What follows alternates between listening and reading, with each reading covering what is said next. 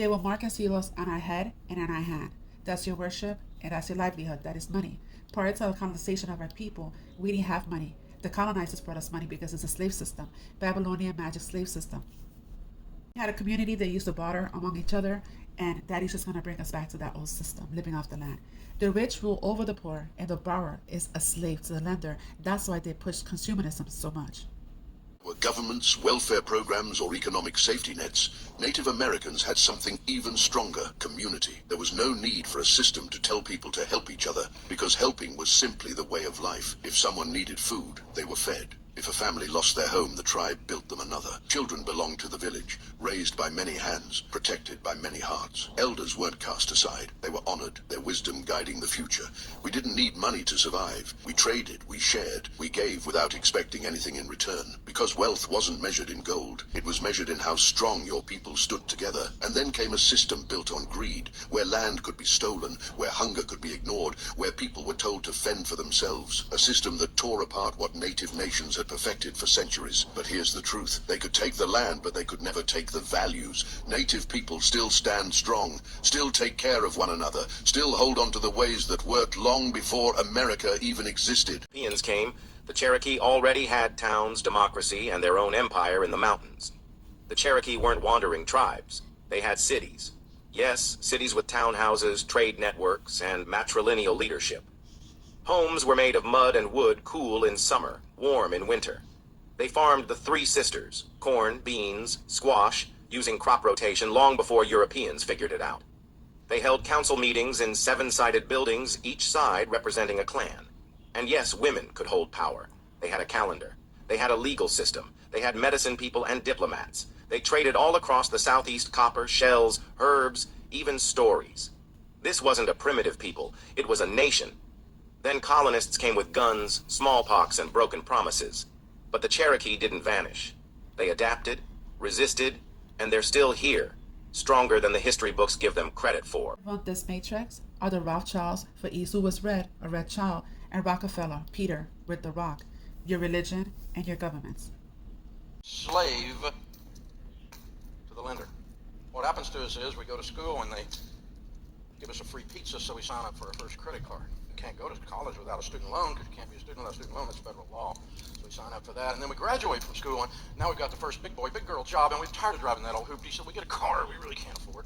And then people start saying, oh, you've been married 20 minutes and you haven't bought a house? What's wrong with you? Buy a house, buy a house, buy a house, buy a house, buy a house. And then we have 27-year-old couples who have been out of school 5 years, who are now hundreds of thousands of dollars in debt, plus their home, come to us, and they say, Dave, can you get me out? We do not borrow money for anything, ever, in any circumstances, ever. That idea is weird. I am well aware of that.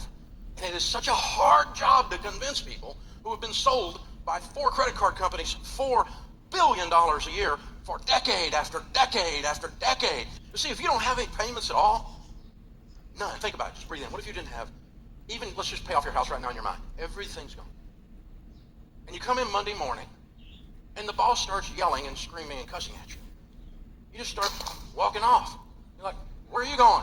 I don't have any payments. Regardless, this is just a generalized warning, regardless, the enemy is very crafty about wanting to gain a foothold in your life through your eyes and ears, or any chink in the armor, if you will. This is what they were able to do in the 1960s. I know some of you have probably seen this, but just in case, this is the national anthem, and I know you probably can't hear this, but it's okay, it's really just about the visuals. So here you have, I'm just going to mute anyways, this is the national anthem. Now, if as you're watching it, you may see as the words stream across, you'll see some other words really kind of quickly flicker in there. Now, just in case you missed it, here they're going to slow it down, and you'll see that it actually has subliminal messaging that quickly fades into the screen. Now watch this. Believe in the government, God. See that? This is in the 60s. This is what they were able to do in the 60s. Keep watch. Rebellion is not tolerated. Just one more. Obey, consume, obey, consume. So it flickered. This is what they were showing people in the 1960s. It flickers so that, right, it flickers so that you don't even pick it up with your eyes, but your brain, your eyes are picking it up. Your subconscious is picking it up. And, subliminal messages get rooted into your mind. So the point is, this is what they were able to do in the 1960s, and the messages that in that video were trust the government, God is real, God is watching, believe in government God. This is what's interesting when you just say God, you're like, okay, like, well, what God, right? Rebellion will not be tolerated. Obey, consume, buy Ultra, buy Naomi, worship, consume, obey, believe, do not question the government. That was what was shown in the 1960s, right? So right now, with 60, 120, and 240 hertz refresh rates and 4K TVs, who knows what they can interweave into the screen. It's like they can...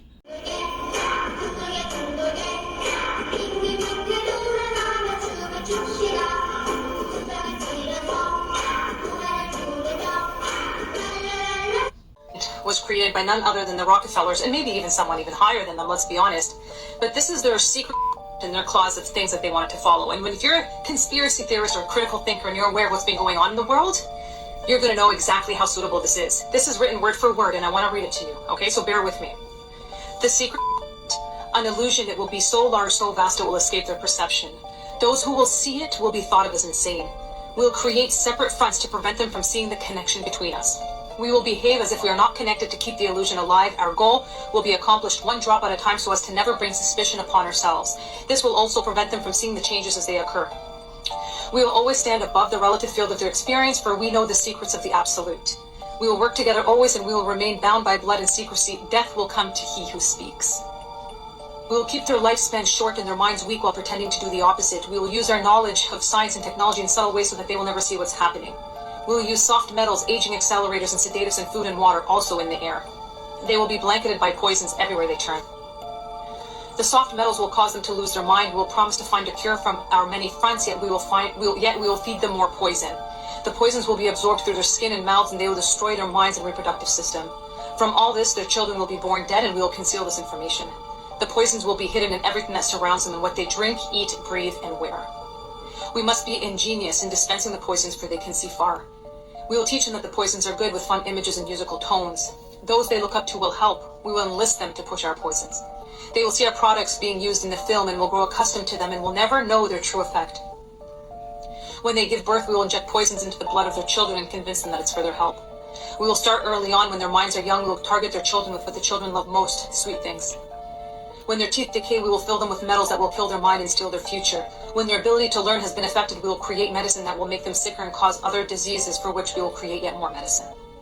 We will render them docile and weak before us by our power. They will go depressed, slow, and obese, and when they come to us for help, we will give them more poison. We will focus their attention toward money and material goods, so many never connect with their inner self. We will distract them with fornication, external pleasures, and games, so that they may never be one with the oneness of it all. Their minds will belong to us, and they will do as we say. If they refuse, we shall find ways to implement mind-altering technology into their lives. We will use fear as our weapon. We will establish the governments and establish opposites within. We will own both sides. We will always hide our objective but carry out our plan. They will perform the labor for us, and we shall prosper from their toil. Our families will never mix with theirs. Our blood must be always pure, for it is the way.